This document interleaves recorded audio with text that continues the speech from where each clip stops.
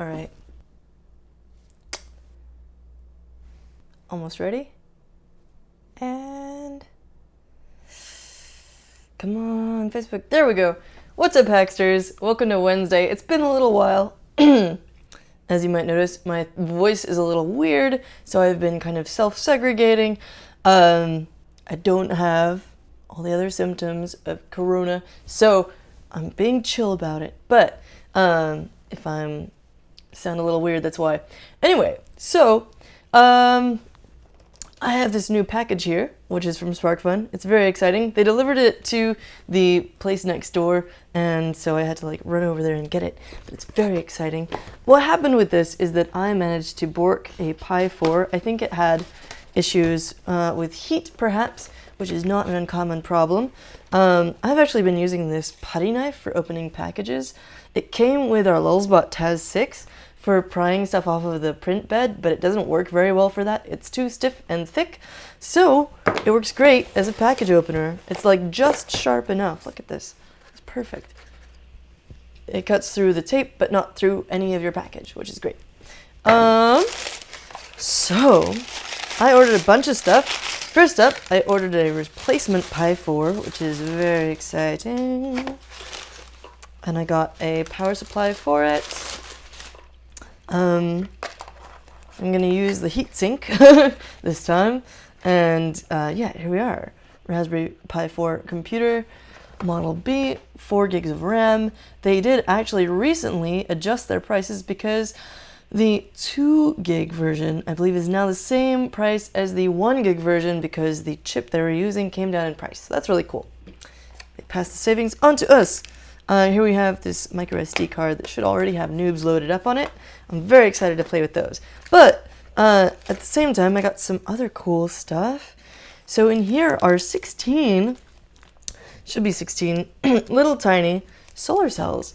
Have you ever seen solar cells this tiny? I have only in this group of, actually, do I have their little octopus? Oh, yeah. Lumen Electronics makes these really beautiful pieces of PCB art.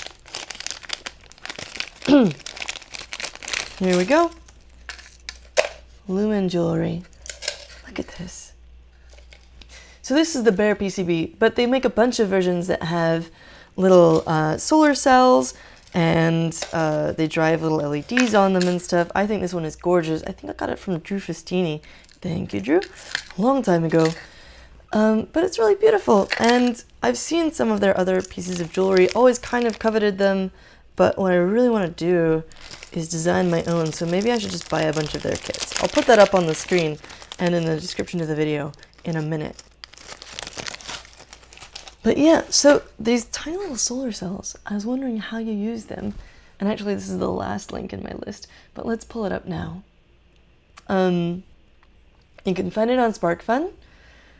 The BPW34, and they are only $1.50 each. You can get a ton of different other kinds of solar panels and stuff, but these are so cool because you can make jewelry, maybe. And in fact, there is a bracelet project done by Make Magazine.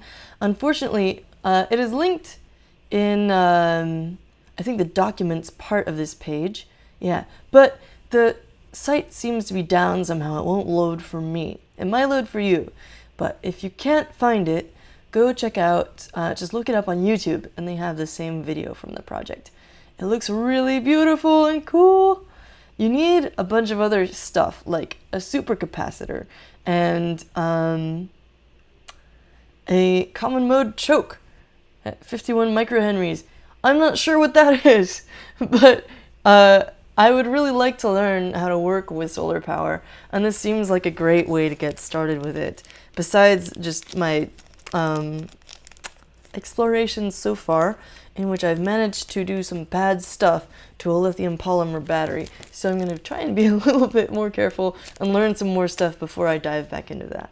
So those are the solar cells. We also have some things from the Qwiic system, Qwiic. This is a system that SparkFun's developed that's somewhat similar to the Siege Grove system, in that it's I2C, you've got 4 little wires, and they're designed to be plug and play, so you don't have to solder anything or use breadboards or whatever in order to connect various types of sensors. So here I have the Qwiic cable kit. It's like a little assortment. Let's pull it up here. Yeah, cable kit. It's only $8. First up, what is Qwiic? Okay, let's look at the official page. As you can see here, as far as I can tell, the main difference between this and Seed's Grove kit is that, or their system, is that you can daisy chain these. Normally, Seed Grove modules are designed to connect directly to a controller board, not to each other. So each one has only one port. However, these ones, as you see here, I got the environmental sensing one. It has one on either side here, so you can daisy chain it with other types of sensors. You can see more, but you can sign up for updates. This is just SparkFun.com/Qwiic. And yeah, like the Grove system, you've got a polarized connector. Like the Grove system, you don't have soldering, but yeah, unlike that, you have daisy chain ability. You can scroll down to see a whole quick line of products, including the new Artemis boards, newish. We did a whole intro to that a while ago. That was some time ago now. They're really cool boards with a lot of power, like processing power in them. And they come in a bunch of different form factors. But if you want to really dig into what's available for this system, I recommend looking up the actual category on SparkFun. It's category 399, and then you can sort by all these filters along the left-hand side of the page, which will give you like most popular, lowest price, highest price for some reason. What's the highest price? Let's find out. You can also sort by an actual price bracket. Ooh! Oh, that makes sense. JetBot AI kit with the NVIDIA Jetson Nano. What is this? It's just got a bunch of letters and numbers. Oh, GPS, duh. Huh, cool. $219. It's gotta be really cool. Yeah, you can get the kit without the Nano, etc. Anyway, you can sort by all this different stuff if you go onto the site. It is great. Yeah, so we're looking at the Qwiic cable kit, which comes with 10 cables of various lengths and styles that will get your Qwiic boards connected together to a development platform or to a breadboard. Each Qwiic cable's wires have been color-coded to red, black, blue, and yellow with 1mm JST termination. Fantastic. Oh, one moment, please.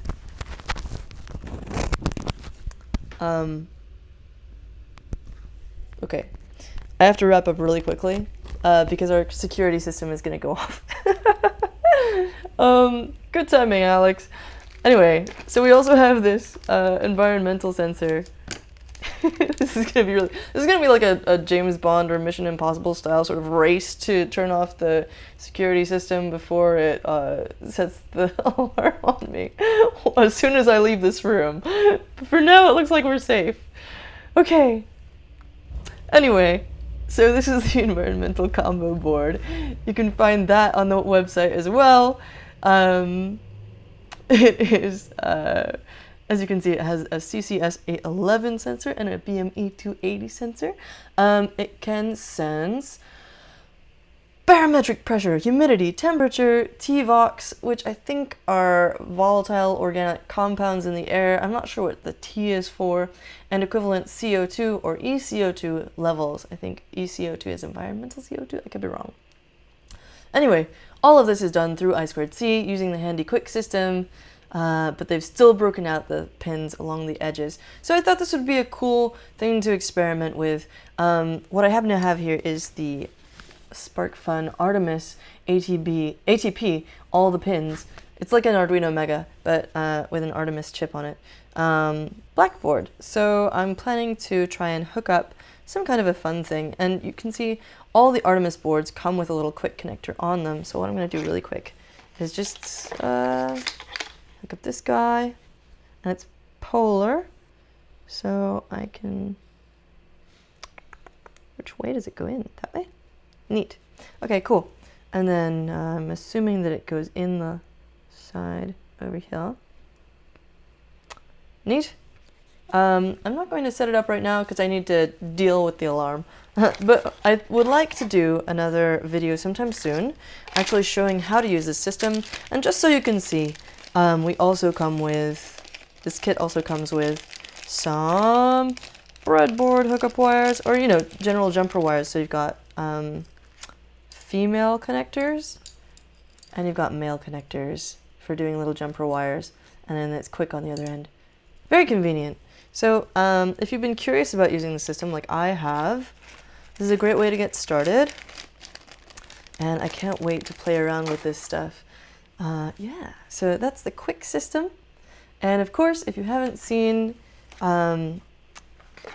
info about the Raspberry Pi 4 yet, we of course have videos on that, blog posts and stuff.